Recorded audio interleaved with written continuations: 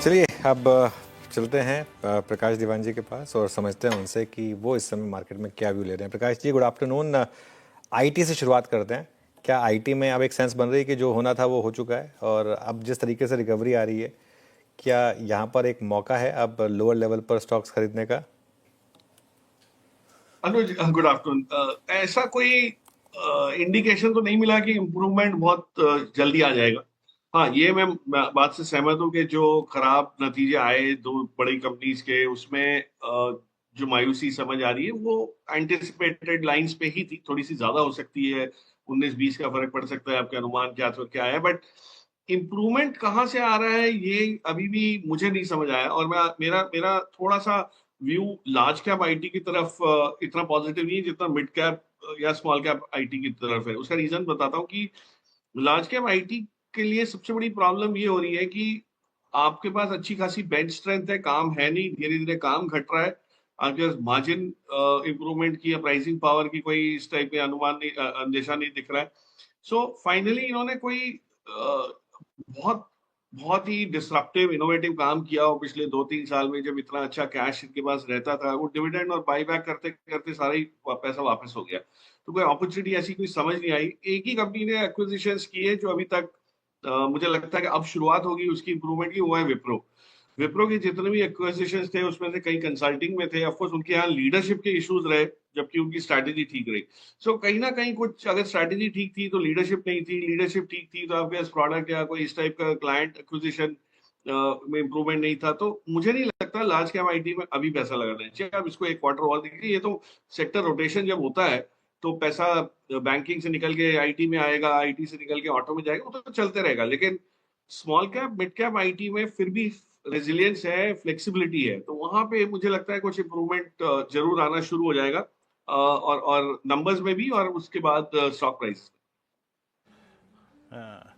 प्रकाश से नमस्कार, वीरेंद्र बोल रहा हूँ। ये एक बार ईएमएस का जलवा जो है वो फिर शुरू हो चुका है। डिक्सन की नई खरीदारी, क्या है, पूरा सेक्टर एक बार फिर से बस कर रहा है। I mean, जिस प्रकार की रिटर्न्स इस स्टॉक ने दी है, अभी कोई इस स्पेस में नई कंपनी ढूंढी है क्या? पैमाना भले ही छोटा हो, मतलब इसका स्केल छोटा ही हो, बट कुछ है क्या आपके पास? सो फिर देखो, कंपनी ढूंढते तो हम रहते हो, खास करके छोटी कंपनीज में ज्यादा झुकाव रहता है, क्योंकि आपको ग्रोथ वहां आएगी, मल्टीपल्स वहां कंफर्टेबल रहते हैं। डिक्सन में कोई आंच नहीं है बिजनेस ग्रोथ को लेके, लेकिन इतना महंगा शेयर है कि अगर कुछ कहीं भी अगर थोड़ी बहुत हल्की फुल्की गड़बड़ाहट भी हुई तो आपको वो इम्पैक्ट उसका स्टॉक पे बहुत ज्यादा आ जाता है। इन्होंने जो एक्विजिशन की है उससे इनकी लीडरशिप और भी मजबूत हो जाएगी, साख बढ़ जाएगी। लेकिन छोटी कंपनी इसमें ज्यादा कर नहीं पाएंगी काम। उसका रीजन ये है कि इसमें जो स्केल आपको चाहिए, जिस टाइप की आपको फैसिलिटी चाहिए, जिस टाइप का आपको अब दिख रहा है टेक्नोलॉजी प्रोवेस चाहिए, जॉइंट वेंचर्स को लेके करें या जैसे भी टेक्नोलॉजी पार्टनर्स बना के ले, वो सब छोटी कंपनीज के बस का है नहीं। तो बहुत सारी कंपनी तो इसमें खत्म हो जाएगी इस दौर में। तो the big will become bigger और the small will probably diminish या गो आउट ऑफ एग्जिस्टेंस। तो वो थोड़ा एक्सटिंक्शन वाला फेज आना शुरू हो जाएगा, तो थोड़ा सा संभल के इसमें करना पड़ेगा। इसके अलावा ईएमएस में जो मुझे समझ आ रही है, और कंपनी अभी तक कोई आइडेंटिफाई नहीं हुई, नहीं तो मैं शेयर कर देता, बहुत सारी एंसिलरी बिजनेसेस डेवलप हो रहे हैं जो ईएमएस में डायरेक्टली क्लाइंट को नहीं सप्लाई करते, बट ईएमएस कंपनीज को सप्लाई कर रहे हैं। जैसे इन्होंने क्यूटेक से एक साझेदारी की है, और एक दूसरी कंपनी चाइनीज कंपनी से की है जिसका थोड़ा सा पेचीदा सा नाम है, वो कैमरा सिस्टम्स के लिए की है। तो मैंने कुछ कंपनीज देखी जहां ड्रोन के पार्ट्स लोग बना रहे हैं और उनको सप्लाई कर रहे हैं, तो वो ड्रोन कंपनी से ज्यादा प्रॉमिसिंग लग रही है। तो 800 ड्रोन कंपनी है हिंदुस्तान में, लेकिन हर एक के पास क्षमता नहीं है, सब चाइनीज असेंबली पार्ट्स लाके असेंबल कर रहे हैं। पर अगर कोई कंपोनेंट बनाना शुरू कर देता है, या एक पर्टिकुलर सेगमेंट में, मेन फ्रेम्स में या ऑप्टिक्स में कहीं कहीं माहिर बन जाते हैं, तो वो उसकी स्ट्रेंथ उनको ज्यादा मिलेगी। सो आई वुड बिलीव थोड़ा सा इसमें अभी वैल्यूएशन और उसका जो है मिसमैच है अपॉर्चुनिटी का, तो इससे थोड़ा सा हम लोग दूर है। ओके, वैल्यूएशन कंफर्ट दिख नहीं रहा ईएमएस स्पेस में प्रकाश जी को। आईटी स्पेस की बात की हमने, ईएमएस स्पेस की बात की। Prakash ji good afternoon. श्रेया बात कर रही हूँ। बैंकिंग स्पेस पर मेरा सवाल होगा, जिस तरीके से बैंकिंग ने आज लीड किया, स्पेशली पीएसयू बैंक देखिए पिछले कुछ 3 सत्रों से, in fact to be very precise, support आता हुआ नजर आ रहा है। एसबीआई की तरफ से क्यूआईपी लाने का की जो बात सामने निकल कर वो भी आई है, तो स्टॉक एकदम डे हाई पर आपको कारोबार करता हुआ नजर आएगा 2% की करीब करीब तेजी के साथ। इस स्पेस पर आपका क्या व्यू होगा? रुझान आपका बढ़ा है क्या, और साथ ही क्या पीएसयू बैंक्स के दिन वापस आ गए? नमस्कार श्रेया। देखिए, PSU banks out of fashion जा भी नहीं सकते, क्योंकि इनकी जो प्रेजेंस है, जो रीच है, उसको प्राइवेट सेक्टर बैंक्स को रेप्लिकेट करना काफी मुश्किल हो जाएगा। और हम इस मोड़ पे हैं कि आरबीआई ने जब इंटरेस्ट रेट घटाया और ट्रांसमिशन शुरू हुआ है, तो जब इंटरेस्ट रेट घटना शुरू होते हैं तो सबसे ज्यादा जो एफडी करने की जो होड़ होती है वो आपको इस समय दिखती है, कि लोगों को पता है कि भाई अब और बैंकों के फोन आ रहे हैं, मैसेजेस आ रहे हैं कि भाई एफडी के दर घटने शुरू हो गए हैं, आप प्लीज लॉक इन कर लीजिए 3 साल के लिए, 2 साल के लिए। तो उसमें सबसे ज्यादा पीएसयू बैंक्स को फायदा होगा। अब पीएसयू बैंक्स को कासा तो इतना फेवरेबल है, लेकिन ग्रोथ कहाँ से आएगी, क्रेडिट ग्रोथ कहाँ से आएगी? तो उसका इन्होंने पिछले क्वार्टर में अगर आप अपडेट्स देखें जो कई बैंकों के आए हैं और ज्यादातर बैंकों के आए हैं, उसमें होम लोन्स के जरिए बहुत सारे पीएसयू बैंक्स ने, खास करके जो मझोले साइज के हैं, छोटे साइज के, उन्होंने छोटे साइज से तो गोल्ड लोन पे भी सहारा रखा, बट होम लोन्स और गोल्ड लोन्स को लेके इन्होंने अपनी क्रेडिट बुक बढ़ाई है। तो पर्सनल लोन्स या इस टाइप की चीजें जो आरबीआई ने हमेशा एक एक जिसपे एक अंकुश लगाया कि भाई ये सब चीजें बढ़ती नहीं चाहिए और उसके बाद कॉम्प्लिकेशन ना आए बुक्स में, उस वजह से इन्होंने होम लोन्स और इस पे जो फोकस किया उसकी असर अब दिखनी शुरू हुई है। जनरली Q1 थोड़ा सॉफ्ट रहता है, लेकिन उम्मीद ये है कि जब क्रेडिट ग्रोथ सिस्टम में आएगी, काफी प्राइवेट सेक्टर बैंक्स ग्रो नहीं कर पाएंगे या क्रेडिट ग्रोथ का फायदा नहीं ले पाएंगे, क्योंकि उन जैसे एचडीएफसी बैंक देखिए आप, उनके अभी भी क्रेडिट डिपॉजिट रेशो वैसी वाली रेंज में नहीं आया कि वो जाके क्रेडिट बढ़ाना शुरू कर दें। सो मेरे हिसाब से ये अपॉर्चुनिटी पीएसयू बैंक्स की रहेगी। उसमें से चुनिंदा बैंक्स की बैलेंस शीट भी बहुत स्ट्रांग है, आगे चल के और स्ट्रांग हो जाएंगी, रिटर्न ऑन एसेट्स अच्छे हो रहे हैं।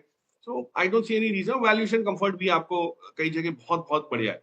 सो उस लिहाज से थोड़ा सा एलोकेशन इसमें पहले से ज्यादा आ जाए। ओके, अच्छा, मीनवाइल एक इंडियन होटल्स ने एक अनाउंसमेंट की है। देखिए, थोड़ी थोड़ी सी कॉम्प्लिकेटेड अनाउंसमेंट है, मैं बता देता हूँ कि क्या अनाउंसमेंट है एग्जैक्टली।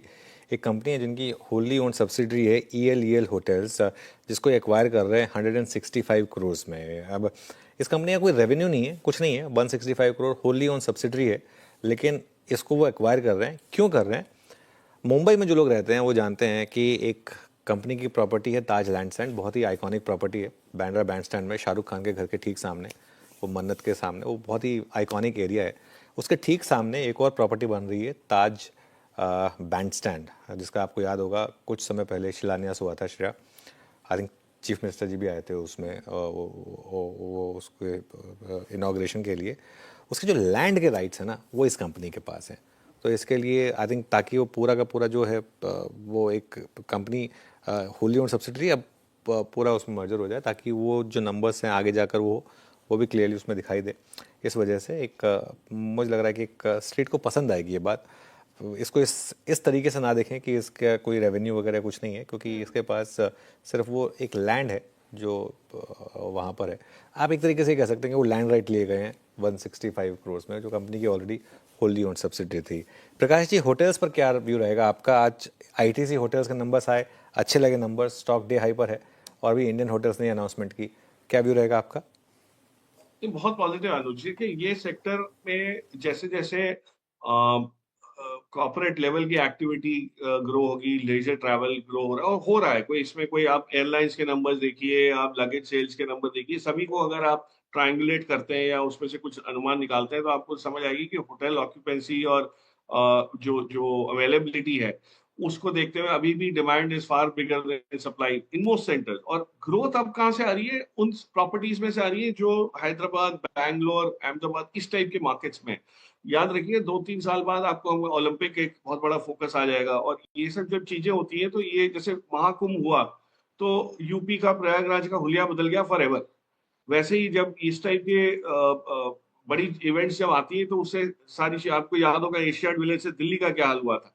सो ये चीजें अब शुरू हो रही है, लोगों को विजिबल हो रही है। तो और होटल कंपनीज देखिए, जो टॉप 5 की कंपनी ले लीजिए आप, जिसमें Indian hotels, ITC, east India हो गई, तो चौथी कंपनी में, चौथी, पांचवी, छठी के तो नाम लोगों को अभी भी नहीं पता होंगे, इतनी जल्दी वो तेज रफ्तार से बढ़ी है। वेंटिव हॉस्पिटैलिटी है, शैले होटल्स है, you know of course lemon tree ये वो ज्यादा दिखते हैं क्योंकि काफी समय से हैं, लेकिन ये जो ऑपरेटर्स हैं जो दूसरे ब्रांड्स के साथ काम करते हैं, चाहे वो मैरियट ग्रुप के साथ काम करते हो, हॉलिडे इन ग्रुप के साथ काम करते हो, लेकिन जो लिस्टेड कंपनीज हैं, सामी होटल्स है, I think they have some of the most promising opportunities. तो जिनकी बैलेंस शीट ठीक है, कॉस्ट ऑफ फंड्स धीरे धीरे घटता जाएगा, ट्रेंड शुरू हो गया है, और ऑक्यूपेंसी और प्राइसिंग पावर एआरआर अगर आप देखें तो इन मार्केट्स में बहुत बहुत स्ट्रांग रह रहा है। So I am very positive on that. और आप एक बास्केट अप्रोच ले लीजिए, क्योंकि कई बार होता है ये कि आपने जो कंपनी चुनी और बाकी की 9 कंपनी छोड़ दी, उनमें से वो कोई ना कोई और कंपनी अच्छा करती है और आपकी कंपनी नहीं करती है कुछ समय के लिए, तो मायूसी आ जाती है। तो आप अगर बास्केट लीजिए, टॉप 3 कंपनी का एक वो करिए कि आईटीसी जैसी एक कंपनी लीजिए मिड साइज, उसमें से आप एक सामी होटल्स ले लीजिए, शाले ले लीजिए, और एक छोटी company park, Abhijay Surendra park या इस टाइप की जो प्रॉमिसिंग ग्रोथ कर रहे हैं। I think this sector will probably be the next 3 साल में ये आउट परफॉर्म करेगा ब्रॉडर मार्केट्स को। सो सवाल अब ये होता है कि आपके पास 3 साल का नजरिया है कि नहीं, या कैपिटल है कि नहीं। तो शॉर्ट टर्म में कुछ नहीं होगा, क्योंकि कोई होटल सर्टनली ओवरनाइट कुछ नहीं कर सकता जिससे आपके स्टॉक पे इंप्रूवमेंट आए, लेकिन लॉन्ग टर्म ग्रोथ आपको डेफिनेटली हासिल होगी और उसको कोई नहीं रोक पाए। अच्छा प्रकाश सर, ये एशियन पेंट्स में एक बॉटम बन गया है क्या? मतलब ऑल इन प्राइस वर्स्ट बीत चुका है वो फेज, आप ये कॉल ले रहे हैं क्या? देखिए, मन तो बहुत करता है वीरो एक कॉन्ट्रा बेट लेने का, क्योंकि इस टाइप की कंपनीज में जब आप ये देखिए कि 35% वैल्यू इरोजन हुआ है, बहुत कम समय में, कम अवधि में हुआ है, तो इसकी वजह से थोड़ा सा और भी ड्रास्टिक माना जाएगा। और बाकी कंपनीज भी लड़खड़, ऐसा नहीं है कि बाकी कंपनीज ने बहुत कुछ कर लिया। अभी नो डाउट बिरला ओपस आया, अनुमान है कि 10%, 8-9-10% का मार्केट शेयर उन्होंने हासिल करना शुरू कर दिया है।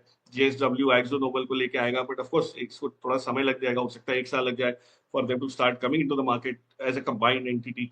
बट मुझे लगता है कि यस, इस स्पेस में आपको इंप्रूवमेंट देखा, लेकिन पुराने लेवल्स आ जाएंगे एशियन पेंट्स के बहुत जल्दी, ये कहना मुश्किल है। But it is giving that opportunity, क्योंकि ये ऐसा सेक्टर है जिसमें नए कैपेसिटीज, नए प्लेयर्स और नहीं आ सकते। अब आप देख रहे हैं कंसोलिडेशन का दौर शुरू हो गया है, और जो एग्जिस्टिंग प्लेयर्स हैं उनको अपनी मार्केट शेयर अगर इंप्रूव हो गई या मजबूत हो गई, रह गई वहां जहां है वहां पे भी, तो भी उनके लिए प्राइसिंग पावर कहीं ना कहीं वापस आएगी। तो ये साइकिल है। अब देखिए, साइकिल की शुरुआत होगी, अपवर्ड साइकिल की शुरुआत अभी है या 3-6 महीने बाद है, लेकिन I think it's an interesting space to watch. बहुत बहुत क्लियर व्यू ऑनेस्टली मेरा अभी भी नहीं है, क्योंकि ऐसी कोई इंडिकेशन नहीं मिली कि अब ये कब शुरू हुआ, इसकी अपवर्ड साइकिल की शुरुआत कब होगी। हाँ, डाउनवर्ड मूव शायद अब शायद ना मिले आपको। तो I agree with that first part of your question कि the worst is over, but is the best to come started, और is it still going to take some time? So that वो एक सवाल थोड़ा सा अभी अधूरा रह जाता है।